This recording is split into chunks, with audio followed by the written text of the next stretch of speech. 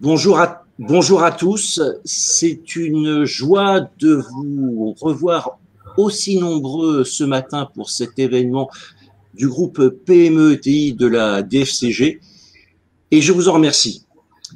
Un sujet important aujourd'hui, la crise sanitaire a affecté la plupart de nos entreprises. Beaucoup d'entre elles sont inquiètes à l'approche de la deuxième échéance du PGE, alors que ces mêmes entreprises ont recommencé à se projeter vers l'avenir et à réfléchir à de nouveaux investissements. C'est dire si le sujet du financement à long terme est particulièrement d'actualité. Nous avons la chance d'avoir ce matin 4 experts pour nous parler de 2 opportunités, le prêt participatif relance et les obligations relance. J'accueille Fabrice Pedro-Rousselin.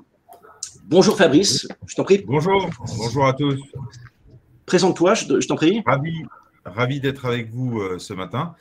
Je suis associé gérant de la société Conseil et Expertise Finance, CEFIN, qui accompagne des PME et ETI dans des dossiers de montage de financement, que ce soit du fonds propre, quasi-fonds propre ou dette, ainsi que des cautions ou des aides.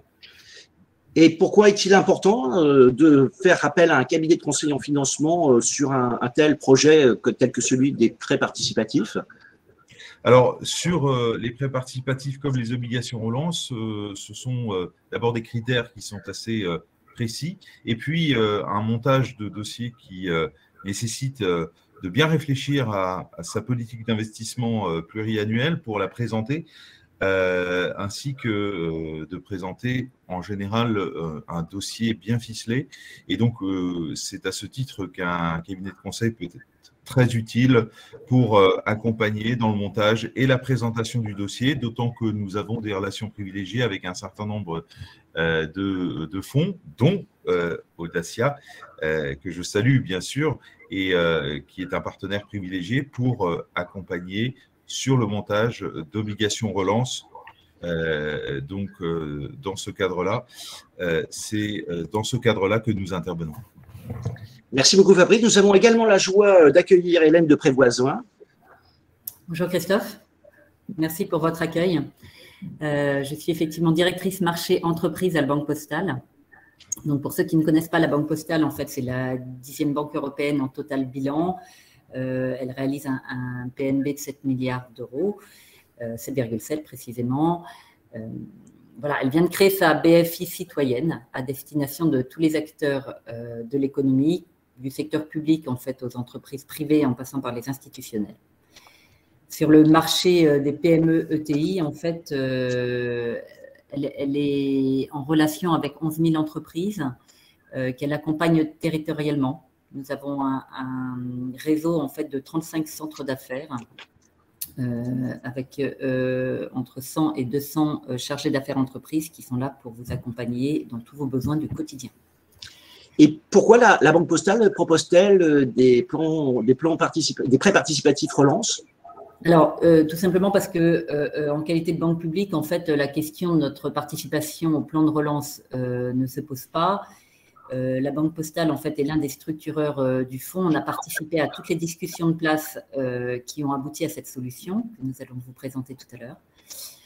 Et puis la deuxième raison, en fait, c'est qu'on est relativement récent sur le marché de l'entreprise, mais ceci dit, nous avons une stratégie qui n'est absolument pas opportuniste. Nous souhaitons accompagner les entreprises et nos clients dans la durée, et notamment dans leurs projets de développement. Et de ce point de vue-là, on a considéré que c'était un outil particulièrement pertinent pour cet accompagnement. Merci beaucoup Hélène. Nous accueillons également Thomas Schmitz. Bonjour Christophe, bonjour à tous. Ravi d'être avec vous et de pouvoir échanger ce matin donc, sur ce dispositif des obligations relance. Et donc moi, je dirige les investissements chez Audacia. Audacia, qui est une société de gestion, un fonds d'investissement qui a été créé par un entrepreneur, Charles Becbédé, que peut-être certains d'entre vous connaissent, et qui donne sa patte, on va dire, sa coloration, son ADN à Audacia, parce que c'est toujours voulu être un fonds d'entrepreneurs, d'un entrepreneur pour des entrepreneurs. Et voilà, on existe depuis une quinzaine d'années. On a accompagné, on a investi dans près de 350 PME de croissance, voilà, pour pousser leur développement dans beaucoup de secteurs différents, vraiment on va dire le tissu économique profond français, donc de l'agroalimentaire, des services, de l'industrie, des crèches, des maisons de retraite, des biens de consommation, on voit plein de choses différentes. Et partout en France, à la fois en Île-de-France où sont nos bureaux, mais également partout dans toutes les régions. Et donc voilà, nous c'est notre ADN de pouvoir pousser le développement des sociétés françaises, des PME françaises qui ont souvent un gros potentiel et parfois potentiel qui est bridé par un manque de financement. Et donc c'est assez naturellement que voilà, on a voulu prendre part au plan de relance en se positionnant sur ces obligations, et parce qu'on y voit un outil vraiment très pertinent, notamment pour des entrepreneurs, de pouvoir voilà, financer leur rebond et leur croissance à assez long terme, en même temps en maîtrisant bien leur dilution. Donc, j'ai hâte de vous en parler dans quelques instants. Merci beaucoup, Thomas. Et enfin, nous accueillons Emmanuel Bonal. Emmanuel. Bonjour Christophe, bonjour à tous. Ravi d'être avec vous ce matin. Merci pour l'accueil. Donc moi, je suis directrice commerciale d'Ingonis Rating. Ingonis Rating, c'est la première agence de notation européenne pour les PME et les ETI. Nous sommes donc, nous opérons aujourd'hui sur 2 pays d'Europe, la France et l'Espagne, avec pour objectif en 2022 d'étendre notre activité sur l'Italie et l'Allemagne. Et donc, nous notons des PME et des ETI sur leur qualité de crédit sur un horizon à 12 mois. Merci beaucoup, Emmanuel. Pourquoi est-il important de faire appel à une agence de notation dans un projet tel que ceux dont nous allons parler dans la prochaine heure? Alors, tout simplement parce que les agences de notation, les grandes agences de notation sont le standard qui est utilisé par les marchés de capitaux pour attirer, pour évaluer le risque des entreprises et donc attirer les capitaux privés vers le financement des grandes entreprises. Il faut savoir que ce dispositif de prêt participatif à relance et d'obligation relance a réuni l'ensemble de la place financière, et les liquidités qui sont allouées à ce plan de relance sont des liquidités qui ont été déployés par les assureurs. Donc, les assureurs qui sont, eux, habitués à utiliser la notation. Et donc, c'est naturellement également que nous avons participé depuis 2020 aux discussions sur la construction de ce plan de relance, et que la Commission européenne a évalué la qualité minimale de crédit à BB- ou équivalent, qui est une notation d'une agence de notation. D'accord. Merci beaucoup, Emmanuel. Voilà, nous allons rentrer, après ces présentations, nous allons rentrer dans le vif du sujet. Fabrice, tu as la parole. Merci beaucoup.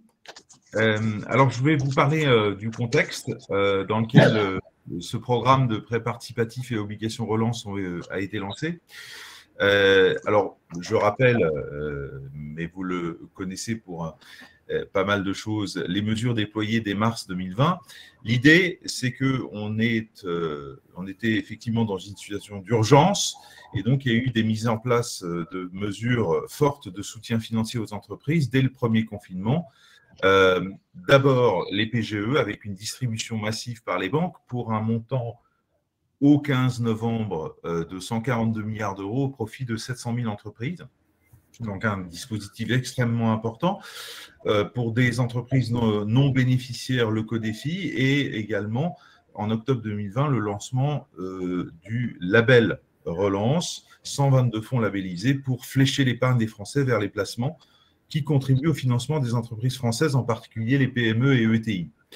L'objectif, c'était de prévenir le défaut de trésorerie des entreprises, le défaut tout court à la suite de l'arrêt total ou partiel de leur activité, et le soutien, quoi qu'il en coûte, des entreprises pour éviter les faillites. L'idée du plan du label relance avec les 122 fonds, c'était d'amorcer la relance et accompagner les entreprises sur du long terme sans consommer de cash flow. Alors, ce qu'il faut voir, c'est que les impacts du PGE sur les entreprises ont été importants et vont rester importants. Pourquoi? D'abord, d'un point de vue du taux d'équipement des PGE, vous le voyez à gauche, beaucoup d'entreprises notées 5, 6, 7, 8, 9 par la Banque de France, c'est-à-dire WB- et moins, ont été équipées très fortement en PGE. Donc, c'est celles qui en avaient le plus besoin qui ont effectivement bénéficié de ce PGE avec un taux d'équipement jusqu'à 90%. En revanche, toutes les entreprises notées W et plus, effectivement, hein, l'équivalent de 5 plus et 4 et 3 plus, ont été équipées à moins de 50%, voire 40% pour les entreprises, voire 30% pour les entreprises les mieux notées. Donc, en combinant tout cela, on a quand même une augmentation du fardeau de la dette qui est importante, qui est même plus importante hein, que par rapport aux entreprises allemandes et aux entreprises italiennes, hein, puisqu'on a 86% de taux d'endettement sur le PIB pour les entreprises françaises contre 45% pour les allemandes et 70% pour les italiennes. En contrepartie, en contrepoint, vous avez quand même 2/3 des entreprises qui n'ont pas utilisé leur PGE. Ça ne veut pas dire qu'elles l'ont remboursé, hein, elles ont toujours le cash sur leur bilan, mais il s'agit d'un filet de sécurité. Donc, l'endettement est relativement maîtrisé quand on met en regard l'endettement brut, hein, que représentent ces 86%, et les cash, effectivement, qu'il y a dans les bilans des sociétés. Néanmoins, il y a un sujet. Le sujet, c'est effectivement que les échéances de remboursement du PGE vont représenter jusqu'à 6% de leur chiffre d'affaires de 2022 à 2026. Et c'est là que, effectivement, le sujet apparaît, c'est que ça va peser sur les capacités d'investissement des entreprises. Et donc, par conséquent, il y a nécessité d'agir pour permettre à ces entreprises de relancer l'investissement sur le long terme, d'accompagner les entreprises pour véritablement être prêts de bâtir des plans sur le moyen et sur le long terme pour investir pour la croissance. Donc, Bruno Le Maire était le premier promoteur de cette idée que le 2021 devait être celui de l'investissement, d'où donc le plan des prêts participatifs et des obligations relance que vont vous présenter donc Hélène et Thomas. Merci Fabrice. Je vais prendre la main. Donc, je vais commencer par le prêt participatif relance. Je ne vais pas revenir sur les mesures d'aide que Fabrice vous a décrites. J'insisterai juste sur le fait que dans le cadre des mesures d'urgence, les banques ont également consenti des moratoires de manière massive aux entreprises pour préserver leur liquidité. Et donc, effectivement, le corollaire, c'est une croissance de l'endettement significative de 20% constatée par la Banque de France, qui peut constituer un problème pour la suite. Et de ce point de vue-là, si le dispositif PPR et OR a été mis en place, c'est parce qu'on a tiré les enseignements de la crise financière précédente, où l'on avait constaté que la croissance de l'endettement post-crise financière de 2008 en fait, avait généré une baisse des investissements, tout simplement parce que les entreprises en fait consacraient l'essentiel de leur cash flow à leur désendettement, et de ce fait, une baisse de la productivité sur le long terme. Donc, fort de cette expérience, les pouvoirs publics se sont dit qu'il fallait éviter de retomber dans les mêmes écueils, et nous avons assez rapidement, en fait, à l'été 2020, commencé à travailler sur un dispositif qui avait vocation à être un dispositif de relance pour que les entreprises continuent à investir malgré une situation financière qui pouvait être fragilisée par la crise. Alors, pourquoi est-ce que l'État est intervenu? En fait, c'est parce qu'il fallait accorder toutes les parties prenantes à l'équation. Alors, les premières concernées, c'est bien évidemment les entreprises qui investissent, qui ont conscience en fait de la nécessité d'augmenter leurs fonds propres, mais qui ne sont pas forcément désireuses de modifier la structure de leur gouvernance, de faire entrer un actionnaire au capital, qui plus est avec le risque d'une valorisation dégradée du fait de résultats financiers amoindris notamment sur l'exercice 2020. En face, on a eu un surplus d'épargne des ménages qui, de facto, du fait du confinement, en fait, ont été obligés d'épargner. Cet argent-là, ce surplus, on le retrouve côté assureurs et investisseurs, et de ce fait, il le gère, mais de manière excessivement prudente. C'est-à-dire qu'il est à date trop faiblement investi dans le capital productif. Donc, qu'est-ce qui a été conçu en fait par Bercy? C'est un alignement de l'offre et la demande au travers d'une garantie qui permet en fait d'avoir des financements abordables pour les entreprises, sans dilution, et tout en préservant un couple rendement-risque en fait maîtrisé pour les investisseurs. Donc, le dispositif qui effectivement, a été retenu, c'est le prêt participatif relance et les OR. Alors moi, je vais particulièrement vous parler du prêt participatif relance. Audacia se consacrera aux OR, même si en fait les dispositifs sont très jumeaux. Il y a plusieurs types d'intervenants en fait. La différence entre les PPR et les OR, c'est ce qui origine. Pour les PPR, c'est la place bancaire.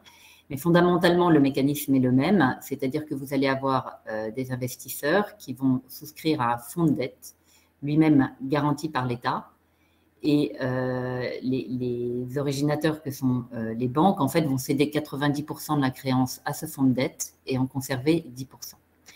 Il y a un dernier acteur qui a un maillage important en fait du dispositif, ce sont les sociétés de gestion qui assurent en fait une bonne communication entre tous.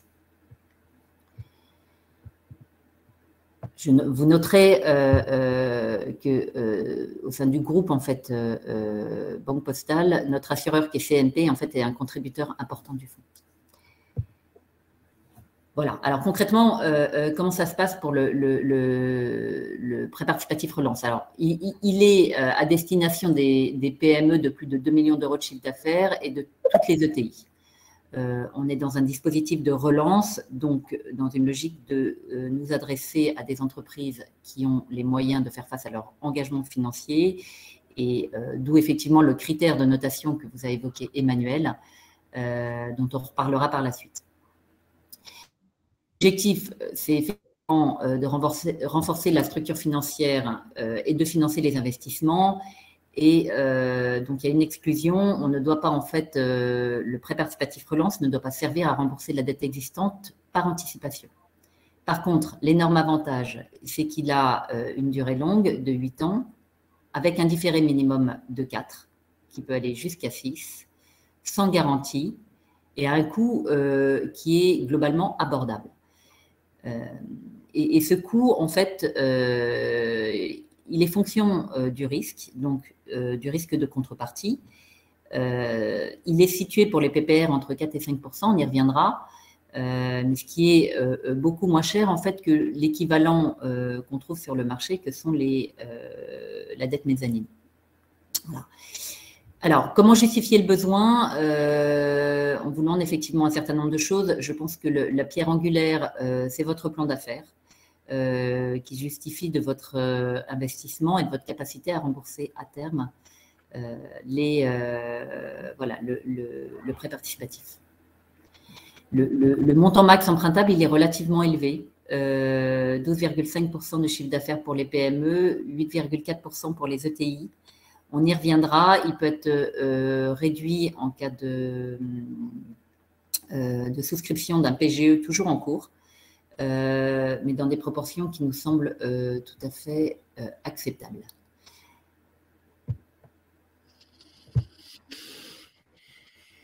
Alors voilà, le PPR a été lancé en fait il y a quelques mois déjà. Hein, on a commencé à le commercialiser en mai dernier.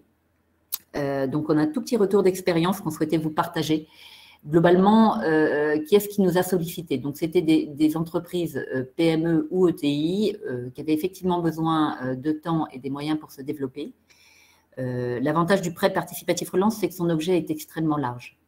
Vous pouvez financer des investissements matériels ou immatériels. Vous pouvez l'utiliser pour renforcer votre structure financière. Comme je le disais tout à l'heure, il n'a pas vocation à financer un cash-out bancaire ou remboursement anticipé de dette, Mais pour le reste, en fait, l'objet est assez libre. Donc, on a des exemples que je vous ai présentés 6 juin. En fait, globalement, c'était voilà, renforcement des capacités de production, développement à l'international, financement de la R&D, recrutement. Voilà, en fait, on a un certain nombre de cas d'usage. Le Trésor vient de sortir quelques exemples pour ceux qui le souhaitent. En fait, vous pouvez les consulter, mais c'est un bon, voilà, c'est un bon moyen en fait de comprendre qui peut le demander et pour quelles raisons.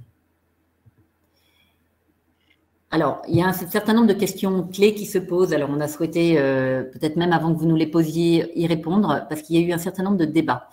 Le premier, ça a été, est-ce que les PPR, c'est de la dette ou des quasi-fonds propres? Pourquoi est-ce qu'il y a eu ce débat? Parce que le Code monétaire et financier, du fait du caractère junior, en fait, du prêt participatif, c'est-à-dire le fait qu'il se rembourse en dernier rang, juste avant les actionnaires, considère que ce sont des fonds propres.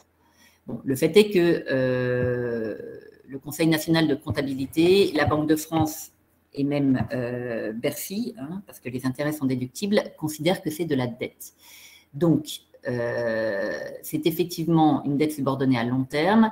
Ce qu'il faut savoir néanmoins, c'est que la Banque de France a considéré que, vu que c'était de la dette subordonnée à échéance longue, toute chose égale par ailleurs, elle renforçait la structure financière des entreprises, et c'était bien l'objet, et donc qu'elle pouvait améliorer la notation en moyenne de 1 à 2 notches. Voilà. Donc, ce qu'il faut que vous ayez en tête, c'est que de ce point de vue-là, même si ce n'est pas des fonds propres, il remplit, le PPR en fait remplit bien son objet, et que du fait qu'il se rembourse après toutes les créances en place ou à venir, il peut aussi permettre aux entreprises en fait de relever des financements seniors, c'est-à-dire de la dette bancaire classique, en complément. Et d'ailleurs, c'est très souvent ce qu'on constate. Nous, les sociétés qui nous ont sollicité et auxquelles on a octroyé en fait un PPR, très classiquement, elles ont des besoins d'investissement et le PPR est une partie de la réponse, mais pas la totalité. Donc, elle s'intègre en fait dans un package de financement qui inclut voilà, du prêt amortissable, des crédits bail et en complément un prêt participatif. Le coût du PPR, je vous l'ai déjà évoqué, mais je voulais quand même insister un peu dessus parce que si on le compare en fait à de la dette bancaire classique, on peut considérer que c'est cher. Mais en fait, le prix, il est justifié par la nature du produit. On a, si vous voulez, on s'est sourcé sur France Invest, en fait, hein, qui a des membres qui octroient de la dette mezzanine et de la dette senior obligataire. Vous pouvez constater, en fait, que les prix, globalement, sur le produit qui lui ressemble le plus, qui est la dette mezzanine, sont traditionnellement plus élevés. Et tout ceci s'est rendu possible, comme je vous l'expliquais tout à l'heure, par la garantie de l'État, qui permet de préserver la rentabilité en fait, des assureurs tout en permettant aux entreprises de bénéficier de conditions satisfaisantes. Bon, les avantages et les inconvénients, donc globalement, PPR, ça vous permet de vous donner le temps et les moyens de repenser et d'adapter votre business model. C'est un produit qui est extrêmement simple. On a mis en place en fait un contrat type qui est ajusté à la marge par les banques, mais en tout cas qui ne prévoit ni garantie ni covenant. Ça n'interfère pas avec les prêteurs en place. Vous avez des conditions de marché des conditions qui sont inférieures aux conditions de marché, et bien évidemment, les banques ne s'immiscent pas dans la gestion. Par contre, il est très important que vous sachiez qu'elles restent votre interlocuteur. Et que sur toute la durée de vie du PPR, en fait, même si elle cède 90% de la créance au fonds de dette de place, c'est elles qui continueront à vous accompagner dans le temps.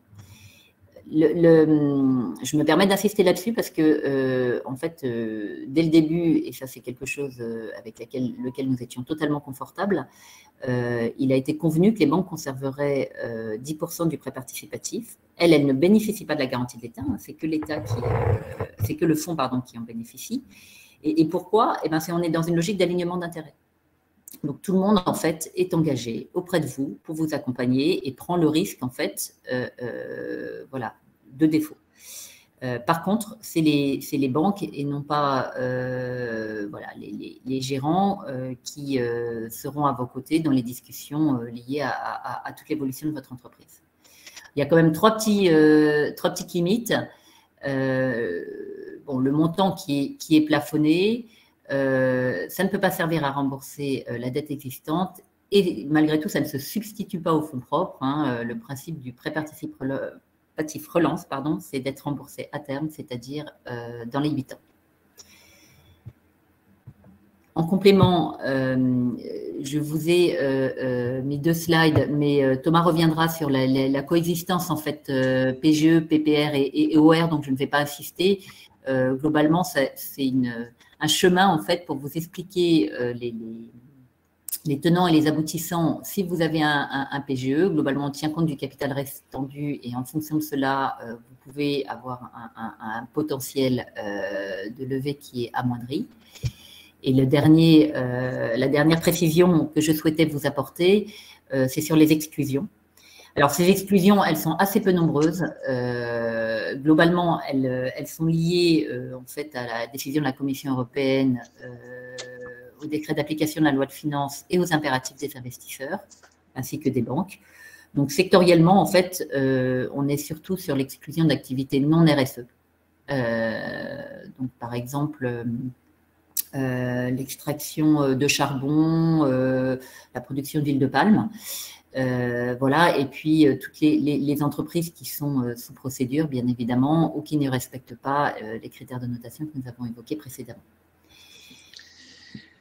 Oui, merci beaucoup, Hélène. Nous avons de nombreuses questions et je vais me faire le porte-parole des participants. Avant, première question, quel est le processus de décision de la Banque postale?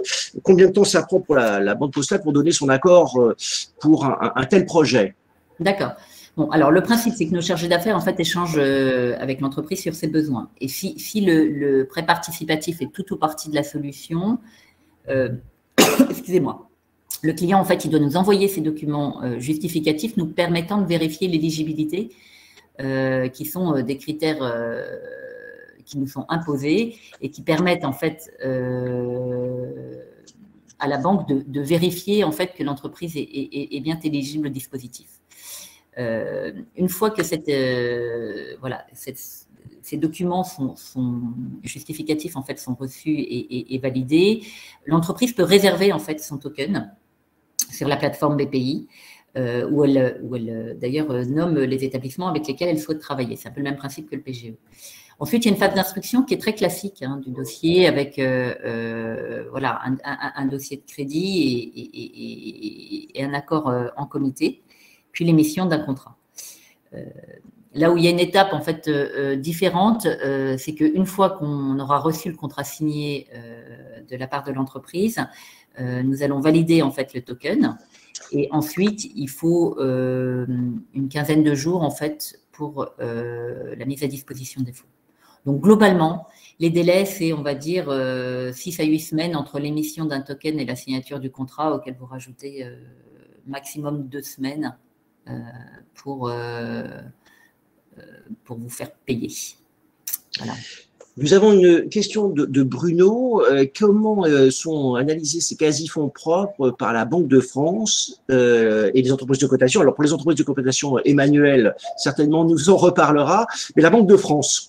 La Banque de France, comme je l'ai évoqué, elle considère ça comme de la dette. Mais encore une fois, elle le considère positivement parce que elle a bien conscience des spécificités du produit. Donc, c'est de la dette à long terme avec un différé d'amortissement de minimal 4 ans et qui peut aller jusqu'à 6 ans pour les plus gros prêts participatifs. Et donc, du coup, ça renforce la structure financière de l'entreprise, ça lui redonne des moyens. Et donc, ça sécurise en fait sa trajectoire financière sur les prochaines années.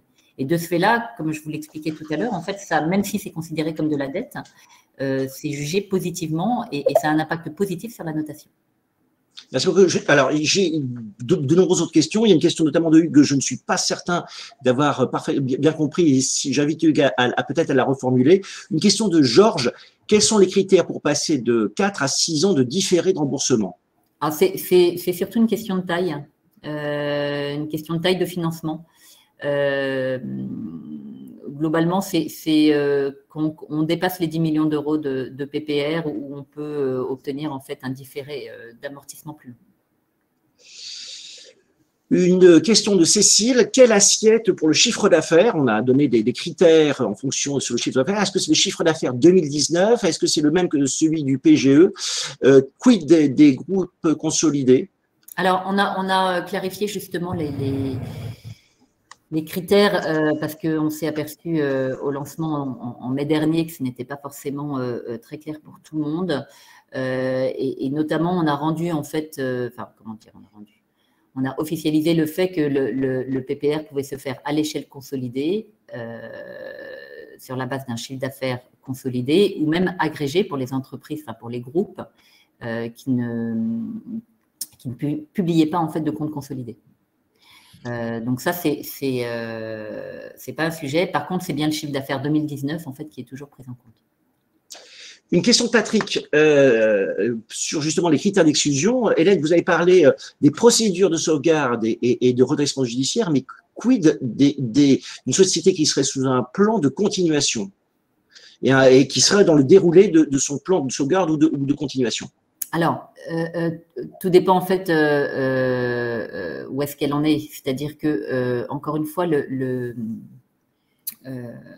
PPR en fait s'adresse à des entreprises qui ont les moyens de faire face à leurs engagements et du coup en fait on a un critère de notation, un minimal qu'a évoqué Emmanuel tout à l'heure, encore une fois, qui est le W-. De ce fait-là, si l'entreprise en fait est en plan de continuation tout en ayant, redresser sa situation financière lui permettant d'obtenir cette notation minimale, à ma connaissance, il n'y a aucune contre-indication pour le PPR. Alors, je vais essayer de traduire la question de Hugues telle que je la comprends et je prie Hugues de m'en excuser. Dans les slides présentés par Fabrice sur les éléments sur les ratings dans les slides des premiers slides présentés par Fabrice, à quoi correspondent les ratings et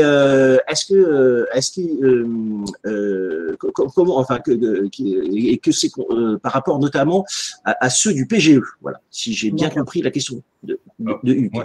Ouais. Les 5, 6, 7, 8, 9 correspondent à des scores Banque de France qui correspondent à du WB- jusqu'à triple C, si vous voulez. Donc, c'est tout ce qui est très sous-investissement, sous-catégorie investissement. Et puis, les catégories 3, 4, 5+, correspondent à WB, triple B, simple A, double A, triple A. Question de François. Y a-t-il des critères spécifiques pour les jeunes entreprises innovantes? Oui, tout à fait.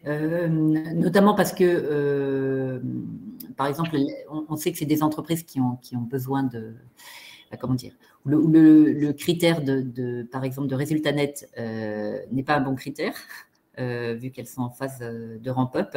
Et donc, il y a des critères qui leur sont spécifiques et je vous invite à vous rapprocher de nous pour qu'on vous les donne. Mais elles sont prévues dans le dispositif. Et donc, effectivement, donc, là, ce sont les jeunes entreprises qui les donnent. Et Muriel pose la question plus générale des entreprises innovantes, qui sont moins jeunes, entre guillemets. Donc, là, encore une fois, même réponse, Hélène, peut-être? Oui, tout à fait. Très bien. Alors, merci. N'hésitez pas à poser vos questions sur le chat et je me ferai votre porte-parole. Voilà. Donc, merci beaucoup. Oui, Christophe, excusez-moi, je vois la question de Muriel. Effectivement, elle a raison. Enfin, je veux dire, sur les jeunes entreprises innovantes, c'est le même principe que pour le PGE, c'est-à-dire qu'on ne prend pas le chiffre d'affaires comme critère, mais la masse salariale. D'accord. Oui, merci beaucoup. Merci de cette précision. Je vous en prie. Voilà. Peut-être nous laissons la parole maintenant à Thomas. Oui, très bien. Parfait. Alors, je vais vous parler des obligations relance. Voilà, la présentation revient. Alors, les obligations relance. Si on déroule, donc il y avait un bref rappel, mais j'en ai parlé en introduction, voilà, sur qui était Audacia. Alors, si on vient plus précisément sur ce dispositif des obligations relance, voilà, pour vous le faire comprendre, j'ai fait un petit schéma. Vous voyez, le produit est assez simple, hein, on est dans le même type de dispositif. Vous allez voir qu'il y a beaucoup de similitudes avec les prêts participatifs. L'idée, c'est que ce fonds d'obligation relance est abondé par la FFA, donc l'ensemble des assureurs, enfin, ou une grande partie des assureurs, voilà, qui se sont mis autour de la table pour contribuer et soutenir ce rebond en allant financer des entreprises qui ont des fondamentaux et solides et voilà, des assises assez saines. Alors, c'est assez simple, hein, vous voyez, il y a un fonds donc, qui est constitué, qui est le fonds d'obligation relance. Aujourd'hui, on est sur un montant plancher d'environ 1,6 milliard et qui pourrait aller jusqu'à peut-être 6 milliards, donc en fonction du déploiement. Donc, ces obligations relance, vous voyez, arrivent un petit peu plus tard que les prêts participatifs qui sont déjà lancés en fait depuis cet été, parce que les assureurs se sont d'abord occupés des prêts participatifs et donc les obligations, voilà, ça y est, ne viennent que maintenant. Ça a enfin été signé la semaine dernière. Donc, le dispositif est officiellement ouvert et opérationnel. Et donc, c'est très simple. Il y a un fonds principal donc, abondé par les assureurs à 90% et un fonds d'alignement d'intérêts, en fait, qui est souscrit notamment par les sociétés de gestion comme Audacia qui déploie cette ressource et ses investisseurs, enfin les investisseurs de son écosystème. Donc, c'est une façon juste d'aligner les intérêts de la part des assureurs. Bon, ce qui veut dire que dans les faits, vous aurez deux flux financiers qui arriveront chez vous à hauteur de 90% pour un des montants et 10% pour le reste. Mais bon, je ne rentre pas plus en détail dans cette cuisine. Donc, cela vous fait donc, ces poches d'obligations relance. Alors, vous voyez qu'il y a plusieurs groupements, c'est-à-dire que c'est un seul fonds et les assureurs ont voulu qu'il y ait, comme c'est des montants quand même conséquents, que ça soit distribué par plusieurs acteurs, plusieurs sociétés de gestion. Et la plupart se sont mises en groupement. Donc, moi, je vous présente celui que l'on a constitué sous l'égide de Tikeo, donc qui est un des très gros gestionnaires d'actifs en France. Et on est quatre sociétés de gestion dans ce groupement, donc Tikeo, Audacia, Epopée Gestion et M Capital. Voilà. Après, on a une gestion, on va dire, une façon d'opérer assez autonome, même si, bien évidemment, on travaille sous forme de groupement. Et donc, on a une poche commune d'environ 300 millions d'euros à déployer, et ce qui fait près de 50 millions d'euros pour Audacia. Donc, il y a de quoi faire dans les mois qui viennent. Alors, c'est un dispositif qui était officiellement en place jusqu'au 30 juin 2022. Donc, une période très courte à première vue parce que c'est 6 mois. Mais en fait, compte tenu des délais de mise en place, il est très probable que ces délais soient rallongés peut-être jusqu'à fin 2023. Donc, il n'y a pas encore de position officielle parce que comme c'est assimilé à une aide d'État, il faut qu'il y ait l'accord de la Commission européenne. Et voilà. Donc, sachez que c'est un dispositif qui, en tout cas, à minima, va durer 6 mois, mais vraisemblablement plutôt peut-être 24. Et donc, il y a beaucoup de choses à y faire. Et donc, vous voyez, ce qui est assez simple, c'est que ce sont donc ensuite des obligations, cette poche de 300 millions d'euros pour notre groupement que l'on va drainer au capital de PME ou de TI. Les deux sont éligibles et assortis également, comme pour les PPR, d'une garantie partielle de l'État. Alors, sur la slide suivante, pour entrer plus en détail, ça c'était le dispositif global, mais si on passe...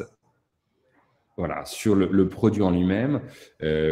Alors, dans ses grandes forces, c'est que c'est un produit qui est non dilutif. Ce sont des obligations sèches, donc il n'y a pas de possibilité de convertir en capital, ce qui a un vrai intérêt pour les entrepreneurs, et les actionnaires des sociétés, parce que ça vous permet donc de ne pas ouvrir votre capital, de ne pas vous diluer, et en même temps de bénéficier d'une ressource qui a une vraie durée de fonds propres, puisque c'est une maturité de 8 ans, avec un remboursement in fine à 8 ans. Donc, vous voyez que c'est des durées qui sont à peu près les mêmes que sur les PPR. Mais là, pour le coup, il n'y a même pas d'amortissement à minima à 6 ou à 4 ans. ça ne se rembourse que à la fin. Donc, c'est souvent, nous on le constate, par rapport même à une entrée au capital des sociétés, souvent quand vous avez un fonds qui rentre, il va rentrer pour une durée de 5, 6, 7 ans, 8 ans, vous êtes vraiment encore plus long que généralement que des fonds propres. Donc ça, c'est vraiment un instrument intéressant. C'est une dette aussi, enfin c'est une obligation qui est subordonnée. Donc, comme les PPR, c'est-à-dire c'est vraiment intéressant après pour vos banquiers parce que ce remboursement passera après les autres dettes contractées par la société. Et donc, voilà, ce qui vous permet peut-être aussi d'aller faire du levier là-dessus. Vous avez un coupon, un taux d'intérêt, alors qui est payé cash, qui n'est pas un coupon capitalisé, entre 5,2 et 7,2% par an. C'est la fourchette de prix. Donc on est sur la fourchette haute, des PPR et plus. Qui était donc entre 4 et 5, si je ne me trompe pas, et là on est entre 5 et 7, qui va être fonction après du profil de risque de la société. Donc c'est pour ça d'où l'intérêt des notations, notamment avec l'agence Inbonis. Ça permet de calibrer le prix de la ressource, le bon prix. Et puis vous avez, alors c'est la différence aussi avec les PPR, c'est que c'est un montant minimal d'obligations et de tickets d'obligation de 2 millions d'euros. Pour les PPR de mémoire, c'est 200 000. Là, les assureurs ont voulu que ces obligations correspondent à des niveaux minimaux de 2 millions d'euros. Et après, ça peut monter pour les très grosses ETI jusqu'à 100 millions d'euros. Et vous avez enfin, c'est un financement, on pourrait dire, responsable. Enfin, en tout cas, c'est aussi un instrument donc, qui peut permettre à une forme de transition dans le développement durable, puisqu'en fonction de l'atteinte de critères ESG, d'impact sociaux, environnementaux et de gouvernance qui ont été atteints, vous pouvez obtenir une réduction du prix de l'obligation. Il y a une petite baisse du coupon de l'ordre de 0,15% par an, et donc qui n'est pas négligeable. Voilà, si ces critères sont atteints. Et donc, ces fonds, comme les PPR, ne sont pas destinés à rembourser des dettes existantes, ni à faire la liquidité d'actionnaires. Vous voyez, c'est ce que l'on comprend facilement. C'est vraiment des fonds destinés à la relance. Et si vous voulez, à la différence des PGE, aux fonds qui ont été distribués un peu pour tout type de société, à l'exclusion des sociétés qui étaient vraiment en difficulté ou en procédure collective. Et sinon, les PGE étaient assez, on va dire, démocratiques et envoyés à tout le monde. Là, les obligations relance et les PPR, c'est vraiment fait pour appuyer les sociétés les plus solides, qui ont des fondamentaux très sains, et pour qu'elles profitent de la relance, quitte à consolider des secteurs. Nous, c'est vraiment des ressources qu'on destine à de la croissance organique, bien évidemment, mais aussi beaucoup à la croissance externe. Donc voilà dans son principe. Alors, comment être éligible? C'est la slide d'après qu'on va découvrir. J'y passe, pardon. Voilà. Alors, sans rentrer en détail, mais en fait, vous avez un peu deux gares de tri, deux gares de triage et d'orientation. Une première, je vous disais, c'est-à-dire qu'il faut répondre à quelques conditions premières, notamment de taille. Comme je vous disais, puisqu'il faut 2 millions minimum de tickets d'obligations relance et que ça ne peut pas de toute façon représenter plus de 12,5% de votre chiffre d'affaires 2019, la petite opération mathématique nous permet de conclure qu'il faut faire au moins 16 millions d'euros de chiffre d'affaires en 2019. Donc, soit au niveau d'un émetteur, soit au niveau d'un groupe. Donc ça, voilà, les sociétés qui malheureusement sont en dessous de ça, quand bien même elles réaliseraient aujourd'hui 16 ou 17 millions d'euros de chiffre d'affaires, pour l'instant ne sont pas éligibles à ce dispositif. Voilà, donc ça vous permet tout de suite de savoir si vous êtes adapté ou pas. Et il faut également présenter des niveaux d'endettement contenu, avec un rapport entre l'EBITDA, la dette financière nette et l'EBITDA inférieur à 5, et puis une cotation de Banque de France ou une notation d'une agence d'au moins 5+.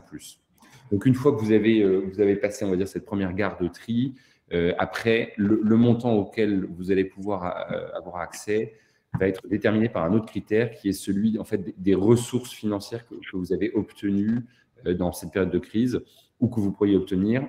Et voilà, c'est l'autre critère, c'est de se dire si le montant de votre PGE, de votre capital restendu, des prêts participatifs que vous auriez pris et le montant des obligations en relance que vous voudriez, si ce bloc-là représente plus de 25% de votre chiffre d'affaires, vous avez encore tout un tas de critères qui s'appliquent, de sélection.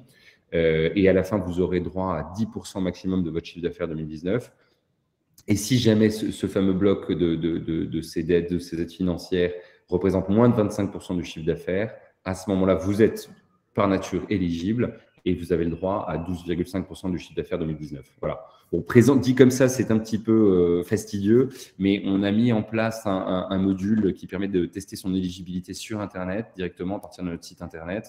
Et donc, vous verrez, finalement, c'est assez simple. Hein. En 3-4 minutes, on sait si une société est éligible et si c'est une ressource à prendre en compte voilà, pour votre développement futur. Je termine avec les conditions, avec le processus, la façon de fonctionner voilà, avec Audacia, comment procéder. C'est assez simple, hein. L'idée, c'est de pouvoir prendre des décisions rapides. Donc, comme je vous le disais, la première étape, c'est sans doute d'aller sur notre petit module. Voilà, vous allez sur audacia.fr, vous allez trouver un onglet sur les obligations relance, les produits qu'on distribue, et vous rentrez quelques informations financières qui bien évidemment restent confidentielles, hein, mais voilà, sur vos chiffres d'affaires, sur vos niveaux de marge, etc. Et vous pourrez savoir assez vite, du coup, si vous êtes éligible. Une fois que cette éligibilité est actée, eh bien, si vous voulez, on prend contact, on réfléchit ensemble, on va travailler effectivement sur votre plan d'affaires, hein, qui aussi, comme le rappelait Hélène, est un peu le gros enjeu de se dire, bon, bah voilà, oui, c'est une société qui sera en capacité d'assurer un développement et le remboursement de ses obligations relance.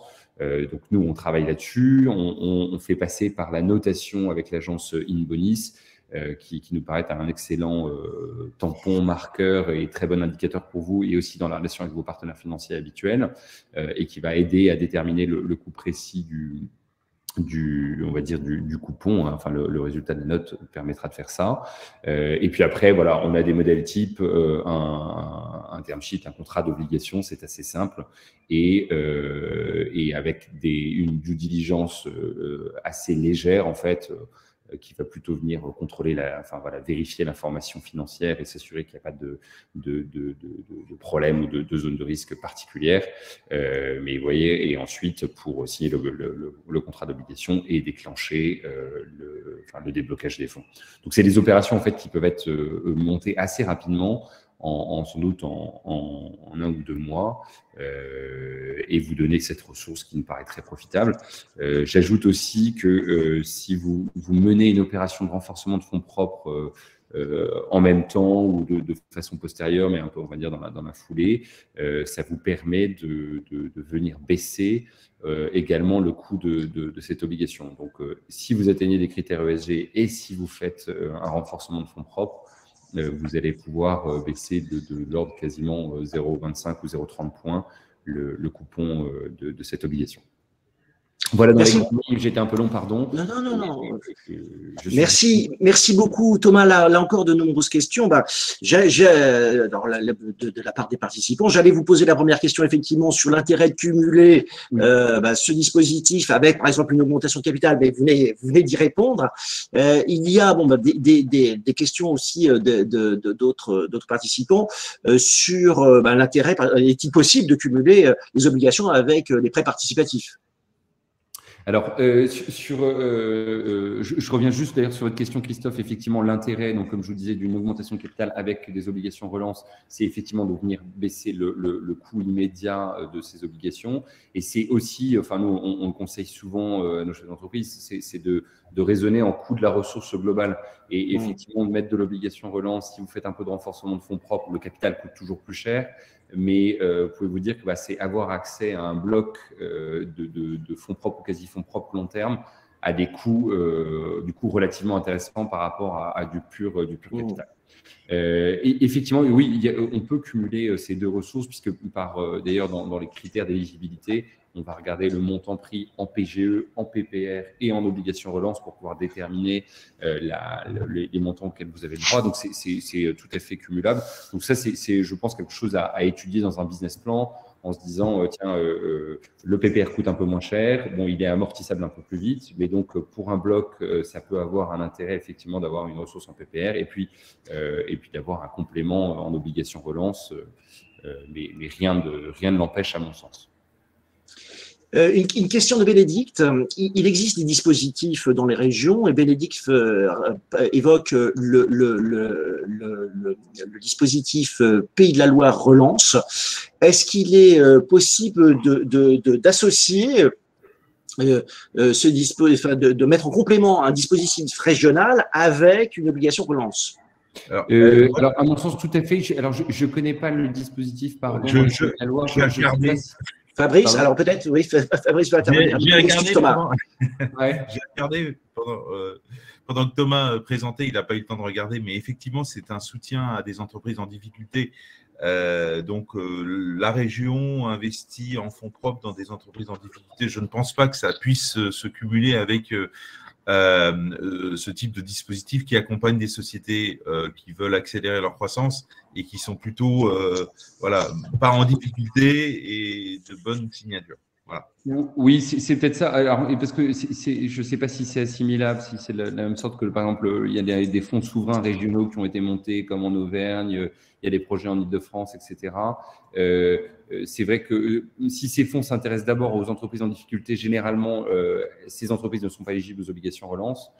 Après, une entreprise qui serait éligible aux obligations relance et qui obtiendrait de ce fonds de Pays de la Loire des fonds, ce serait toujours possible. Mais peut-être que ce n'est pas la stratégie, la vocation de ces fonds régionaux. C'est à voir. En soi, pour l'obligation relance, rien ne l'empêche dans la mesure où on peut tout à fait renforcer ses fonds propres en parallèle, quoi. Donc, après, c'est plus si ces autres partenaires font rentrer ça dans leur stratégie.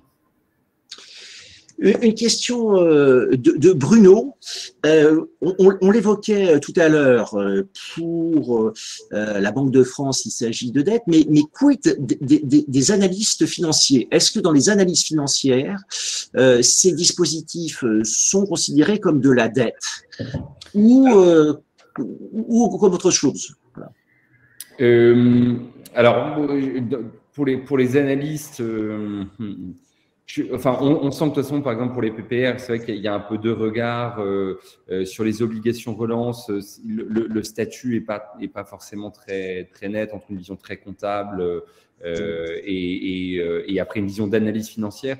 Nous, quand même, vraiment, ce qu'on constate, c'est que dans la mesure où c'est une ressource qui est vraiment long terme, à horizon 8 ans, en fait, les dettes préalables ou existantes financières dans la société ont généralement été apurées et elle va venir vraiment après tout ça. Alors certes, au bout d'un moment, contrairement au capital, le capital peut durer, on peut dire un peu éternellement ou sortira uniquement par un mandat de vente sur un groupe, c'est-à-dire qu'il n'y a pas d'obligation de racheter un capital.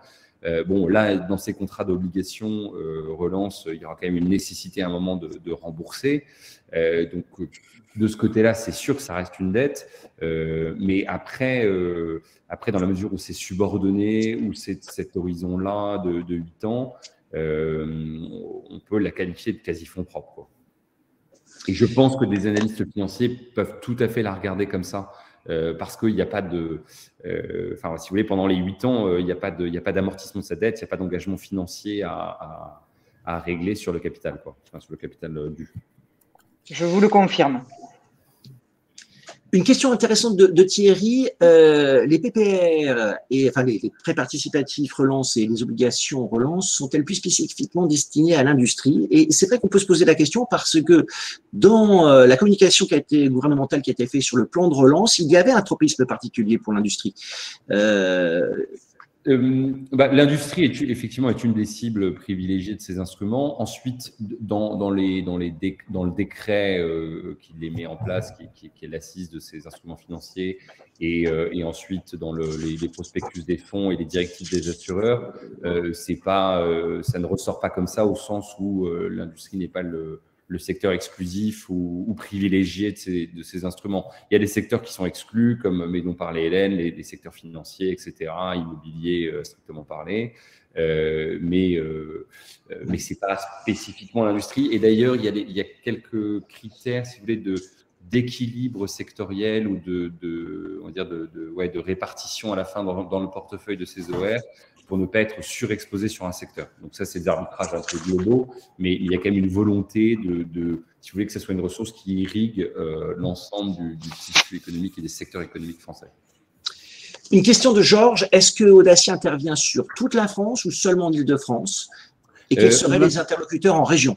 Alors, on intervient sur toute la France. Dans le cadre de notre regroupement, si vous voulez, il y a deux, enfin, les Épopée Gestion et M Capital sont un peu plus ancrés régionalement. Pour M Capital, c'est l'Occitanie, Épopée Gestion, c'est plutôt l'Ouest, enfin la Bretagne.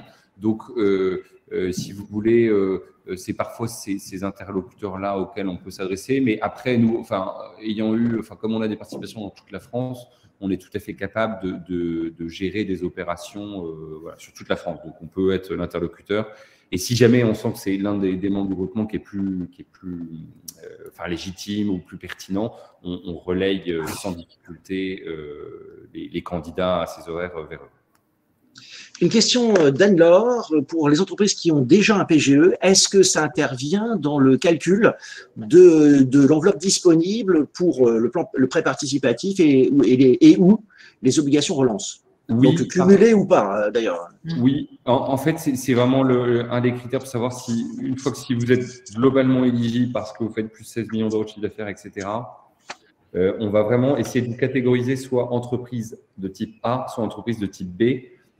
Et ça va être en fonction du montant des PGE que vous avez, qui restent encore à date, des prêts participatifs que vous voulez demander et des obligations de relance que vous voulez demander. Si je prends un exemple, je ne sais pas, tout simple, vous avez 5 millions de PGE, vous voulez 2 millions d'OR, ça vous fait 7 millions d'euros de ressources financières liées, on va dire, Covid.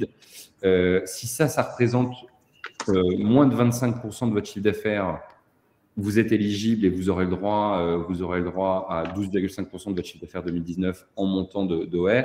Si vous êtes à plus de 25% de votre chiffre d'affaires 2019, voilà, parce qu'on va considérer que vous avez déjà eu beaucoup de ressources financières Covid liées eu égard à votre taille d'activité. À ce moment-là, vous avez encore d'autres critères et vous aurez un montant un peu moindre d'obligations relance. Donc, c'est effectivement le montant du PGE restant dû est un indicateur à prendre en compte voilà, dans le paramétrage, dans votre éligibilité finale et dans le montant auquel vous avez le droit.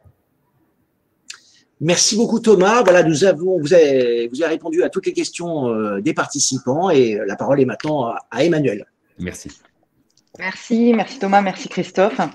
Donc, tout d'abord, moi, je vais revenir sur la préparation dont parlait Fabrice quant à ce programme, parce que comme l'ont indiqué Hélène et Thomas, il y a quand même des critères de sélectivité forts et contrairement aux PGE qui ont été distribués à hauteur de plus de 140 milliards, comme l'a évoqué Fabrice au début de notre présentation, les liquidités allouées à ce deuxième volet du plan de relance sont pour des entreprises en croissance qui certes ont eu un impact pour la crise, mais qui ont une qualité de crédit minimum de BB- ou équivalent et donc qui sont capables de justifier de la résilience de leur business model, de tirer leur épingle du jeu au regard de leur secteur d'activité qui a pu être sinistré par la crise et qui justement méritent d'être accompagnés sur du long terme.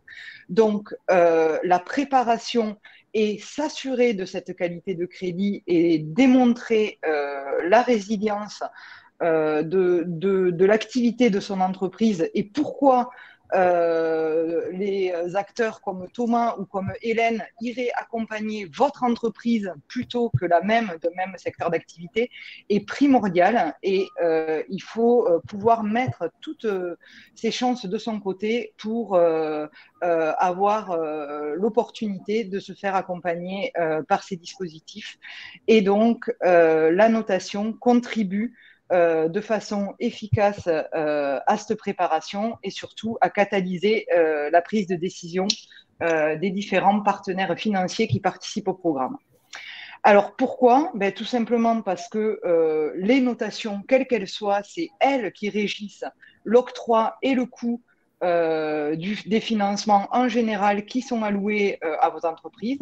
Vous êtes confronté en tant qu'entreprise à différentes cotations, la notation Banque de France, les notations internes des banques, les notations des assureurs, éventuellement les notations externes des agences de notation.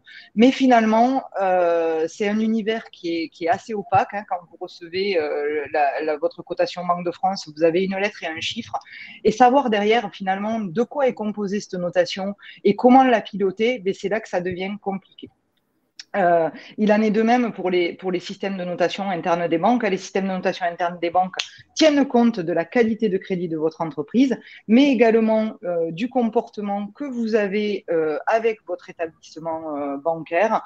Et du coup, la notation générale de votre entreprise peut être affectée. Et donc, il est nécessaire de démontrer cette qualité de crédit W- pour pouvoir accéder au dispositif. Alors, la notation d'une agence de notation, qu'est-ce que c'est ? Parce que vous connaissez communément la cotation Banque de France, vous connaissez des modèles de scoring, mais la notation, c'est bien une activité à part entière. Depuis la précédente crise de 2008-2009, seules les agences de notation agréées par l'ESMA, donc agréées par l'Autorité européenne des marchés financiers, sont en mesure de délivrer des notations pour les entreprises. Ces agences de notation, pourquoi elles sont réglementées?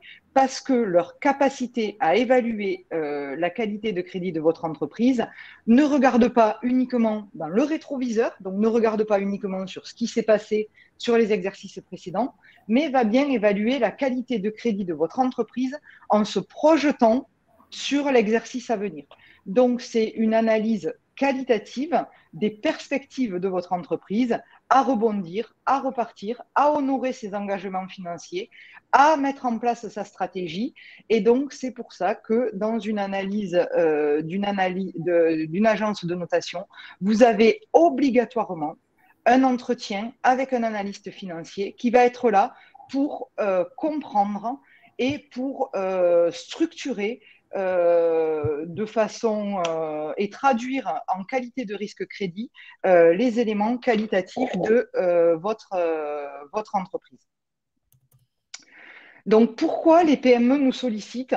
Donc, elles nous sollicitent tout d'abord pour avoir une base d'informations transparente et reconnue de leur PME pour pouvoir se benchmarker au sein de leur secteur d'activité et pour pouvoir comprendre comment elles sont perçues par l'ensemble de la place financière.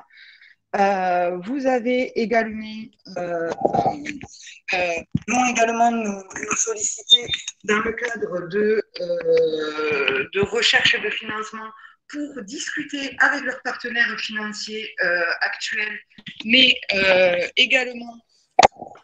Emmanuel, il y a un petit problème de micro. Mille excuses, Emmanuel, de vous interrompre. On vous entend tout d'un coup beaucoup plus mal. Vous m'entendez plus? Voilà, maintenant c'est bien mieux. Mille excuses, Emmanuel. D'accord.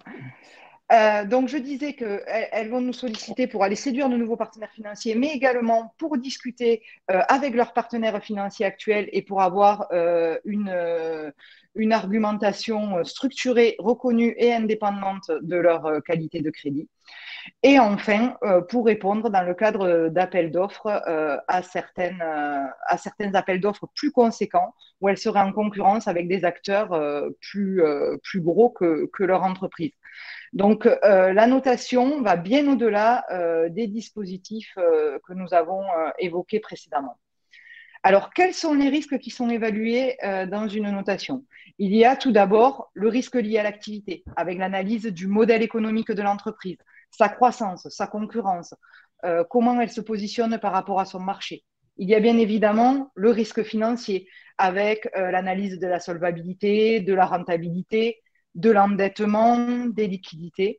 Un gros poids de la notation, et là on rejoint les critères ESG dont parlait Thomas tout à l'heure, et il faut savoir que dans les notations d'une agence de notation, vous le voyez, on va au-delà des critères financiers, et donc un gros poids de la notation des PME et des ETI, c'est l'actionnariat et la gouvernance, donc le G du critère ESG.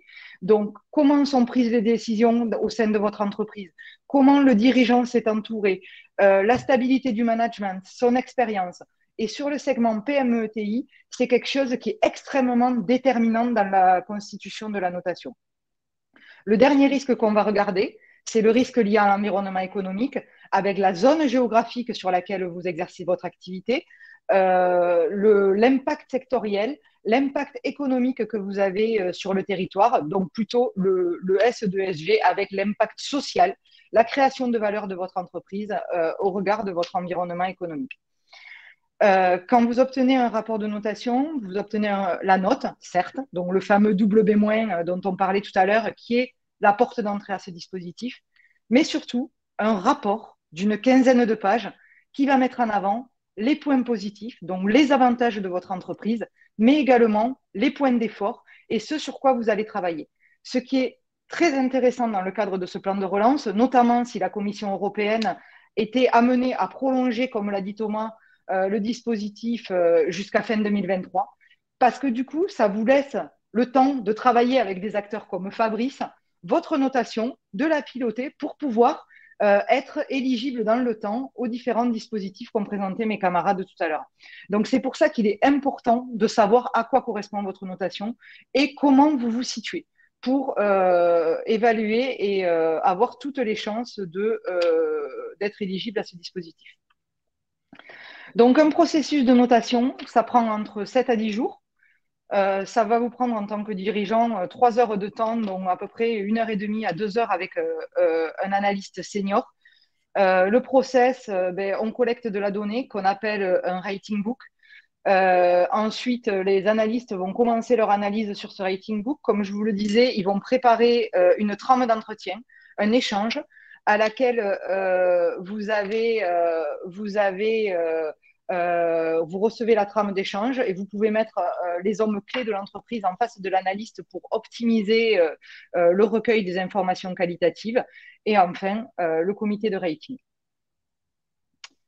Alors, vous allez me dire, quelle est la différence ou la complémentarité? Alors, moi, je parle plus de complémentarité d'une cotation d'une agence de notation avec la cotation Banque de France. D'une part, c'est la décision de noter. La cotation Banque de France, c'est la Banque de France qui décide quand c'est qu'elle va noter votre entreprise. Donc, elle n'est pas à votre main. Donc, elle va représenter la qualité de crédit de votre entreprise quand la Banque de France décide de vous noter. Ensuite, il faut savoir que la Banque de France, c'est la plus grande agence de notation mondiale, de par le nombre d'entreprises auxquelles elle s'adresse.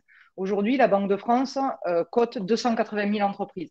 Donc forcément, son approche est majoritairement quantitative au regard d'une agence de notation qui, elle, va faire une notation sur mesure de votre entreprise. Et donc, du coup, on va aller beaucoup plus dans le détail de comment se porte votre entreprise au regard de votre secteur d'activité. Et enfin, c'est le rendu, puisque j'en ai parlé, la notation Banque de France, c'est un cran de notation avec une lettre qui est associée à votre chiffre d'affaires, alors que la notation d'une agence de notation est, quant à elle, appuyée par un rapport détaillé sur les différents risques qui sont évalués. Il y a bien entendu une corrélation entre la cotation Banque de France et nos agences de notation. C'est pour ça qu'on dit W- ou 5+.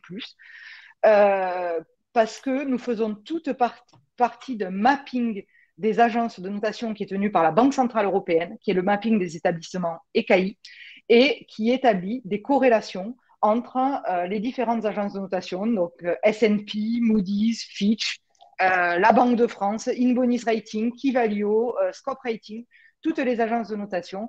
Et du coup, nous faisons effectivement partie de ce mapping-là. Voilà ce que je voulais vous dire par rapport à la notation ce matin.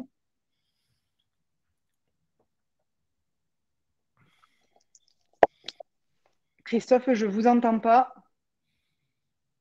Pardon, mille excuses, j'avais coupé mon micro. Oui, merci beaucoup Emmanuel. Et là encore, des questions des participants. Alors, première question, comment les partenaires financiers qui interviendraient sur un projet de plan de relance prennent en compte ces critères de notation d'une agence de notation comme la vôtre, Inbonis? Alors, comment ils les prennent en compte? Tout simplement, ça va catalyser leur prise de décision. Effectivement, les modèles de PPR, notamment, se basent sur les modèles internes des banques. Et donc, je le disais, les modèles internes des banques, ils vont au-delà ils prennent en compte d'autres éléments que la notation Inbonis. Néanmoins, dans un cadre, par exemple, si vous voulez aller solliciter un établissement financier avec lequel vous n'êtes pas du tout client, ben, le fait d'arriver avec un rapport de notation qui de suite valide votre éligibilité au programme du fait de ce W-, ben, de fait, vous avez la porte qui s'ouvre parce que vous avez la qualité de crédit requise pour entrer dans le dispositif.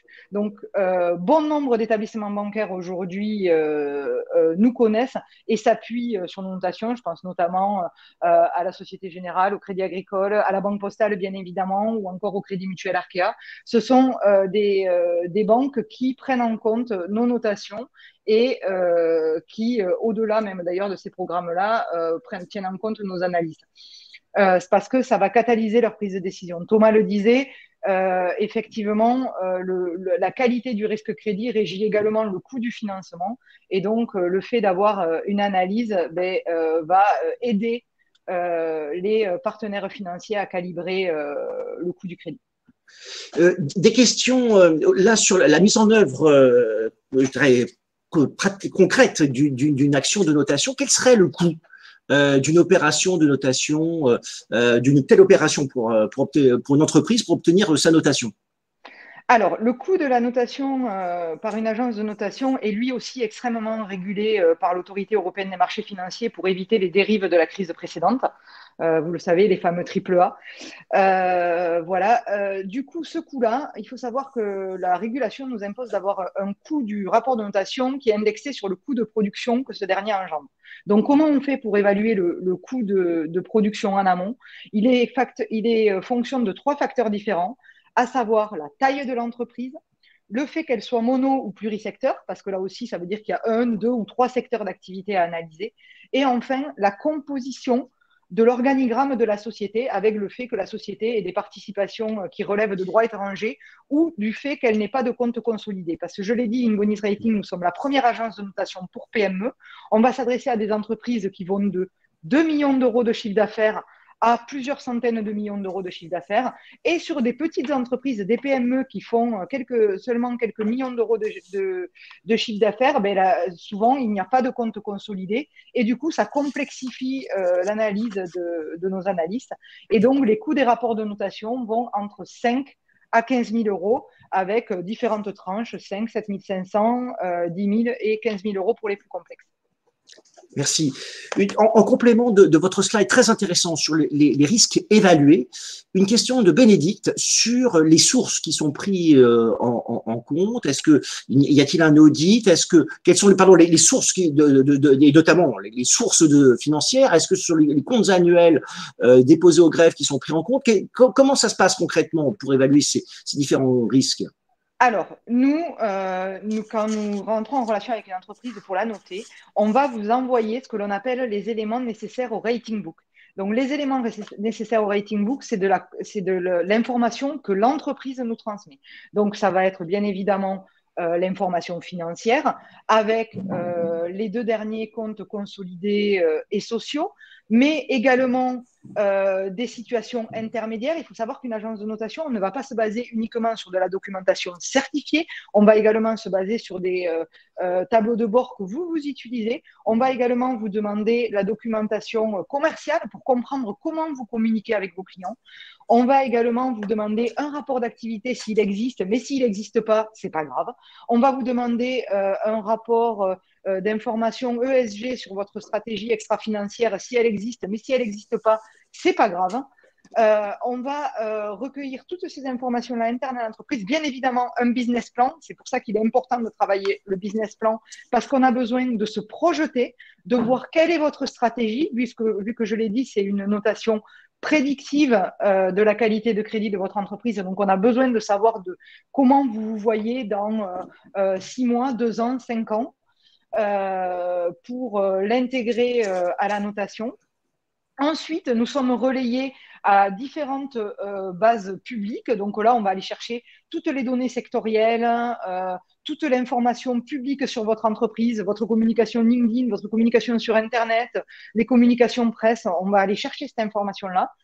Et enfin, la dernière base d'information, et qui n'est pas la moindre, c'est l'échange avec les analystes, où là, vous avez la possibilité d'étayer le point de vue de l'analyste par rapport à sa vision de votre entreprise.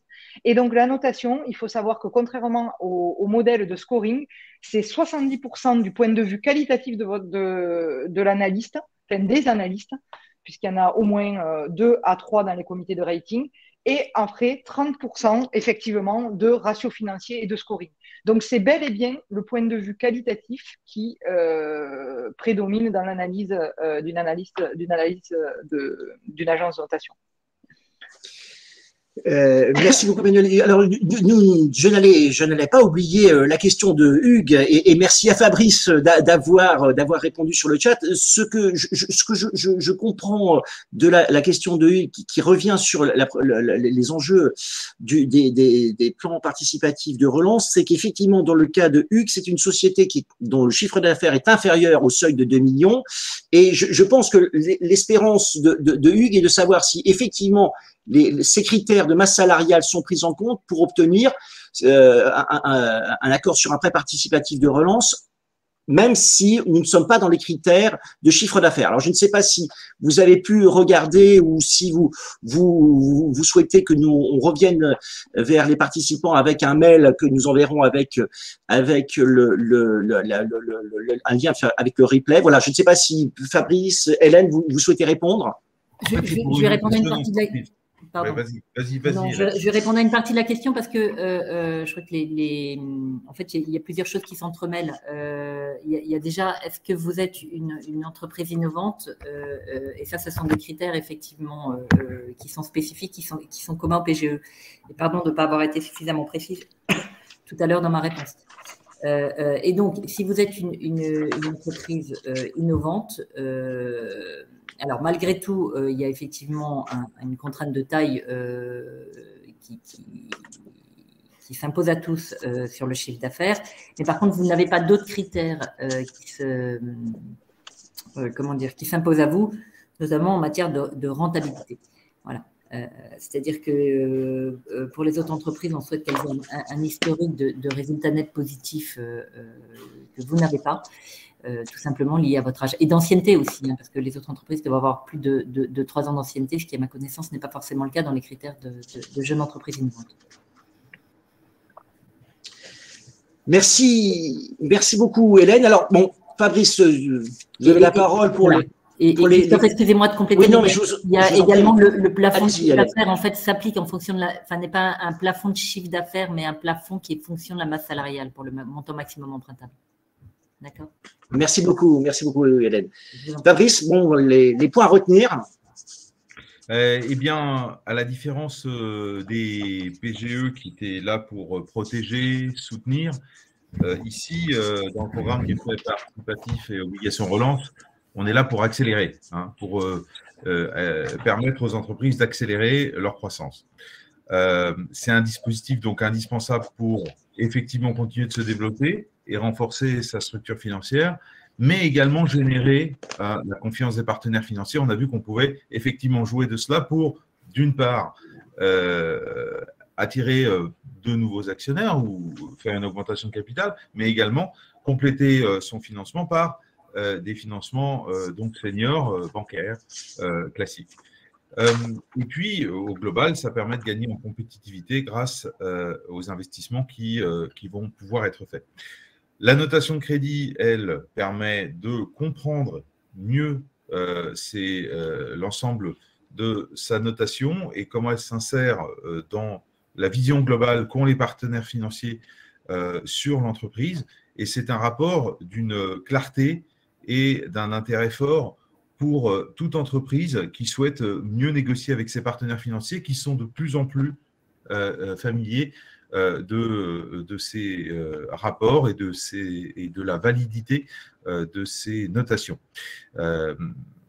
La préparation, dernier point, d'un plan d'investissement pluriannuel est vraiment importante.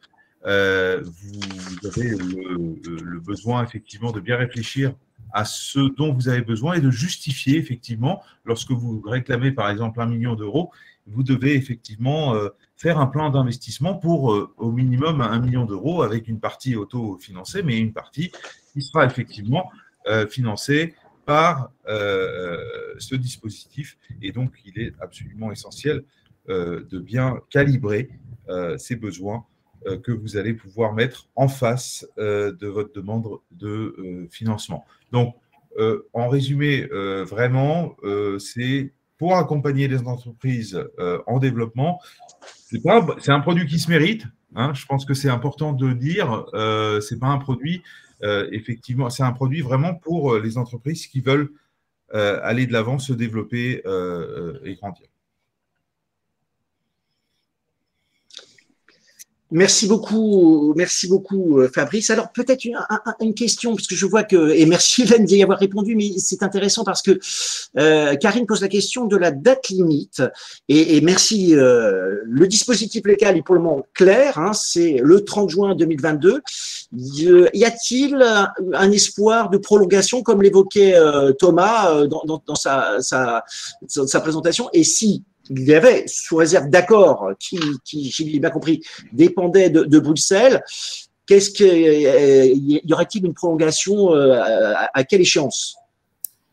Alors, elle est en cours. La demande a été faite auprès de Bruxelles, là, parce que à partir du moment où l'État octroie sa garantie, il doit demander l'aval de Bruxelles. Je pense qu'il l'a rendu public, c'est parce qu'il a bon espoir du résultat. Et je pense que c'est une très bonne chose parce qu'effectivement, il faut donner du temps en fait aux PPR et aux OR de se déployer, de répondre à des besoins dans le temps. Si il doit être prolongé, il le serait en fait jusqu'à 2023. D'accord. Merci beaucoup, Hélène. Une question d'Arnaud. Arnaud observe, et vous l'avez dit, que la Banque Postale était très active sur ce sujet des plans participatifs relance. Sa vocation d'entreprise citoyenne et son maillage du territoire sont des éléments très très importants qui lui permettent effectivement d'être un acteur majeur sur ce sujet. La question d'Arnaud est d'observer est-ce que d'après vous les différents interlocuteurs bancaires et les organismes bancaires sont-ils aussi actifs que la Banque Postale et au courant certainement, mais aussi actifs que la Banque Postale sur ce type de dispositif? Alors, c'est une bonne question. Nous, les échos qu'on a eus, c'est que c'est très variable. Je crois que vous aviez… c'est un dispositif qui est, par essence, effectivement, moins large en spectre que le PGE, qui n'est pas de la dette bancaire classique et donc qui est appréhendé, n'est pas forcément à la portée de tous. Et puis, vous avez des circuits de communication et de décision qui sont aussi fonction de la taille des banques. Nous, ce qu'on a, la Banque Postale, en fait, on a la chance d'être, même si on est sur tout le territoire, d'avoir un dispositif relativement resserré en matière de stratégie hiérarchique par rapport à voilà, d'autres organisations, par exemple, mutualistes. Et donc, on a en fait très rapidement, même avant la sortie du dispositif, en fait, informé nos collaborateurs de son existence, voilà, de son intérêt, pour qu'ils puissent en parler très en amont à leurs clients.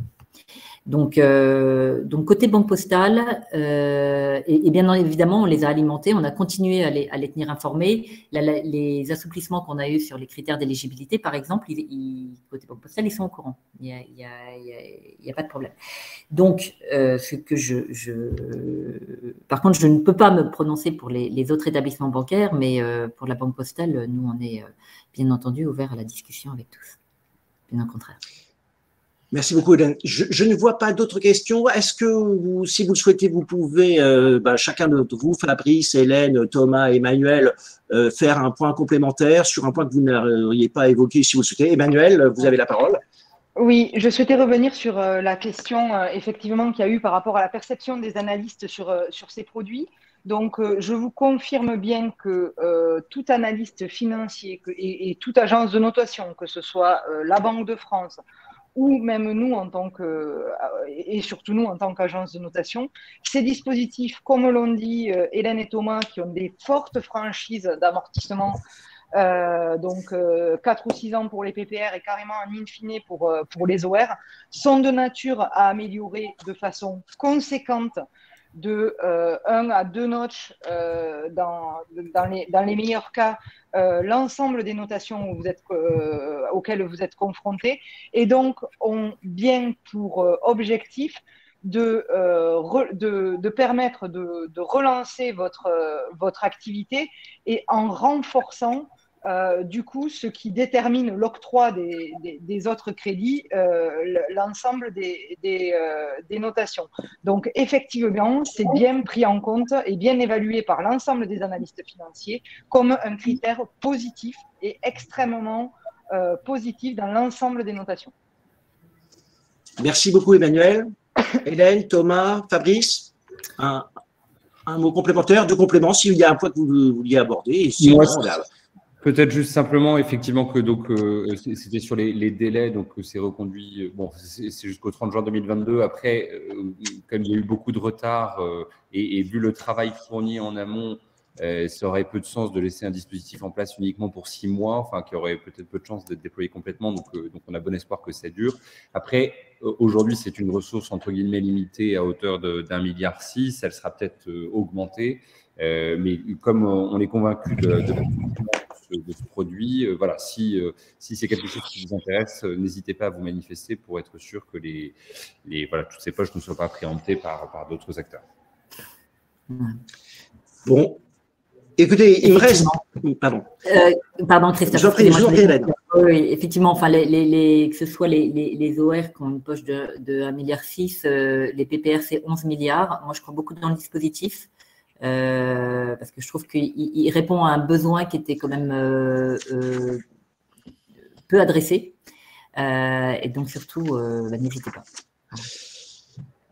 Il me reste donc à remercier les 4 intervenants pour cet exposé très intéressant, très clair, à remercier les participants d'avoir été aussi nombreux et aussi actifs durant cette heure et demie, et puis à vous dire à tous à très bientôt à Financium, et à très bientôt pour le prochain événement du groupe PME ETI de la DFCG.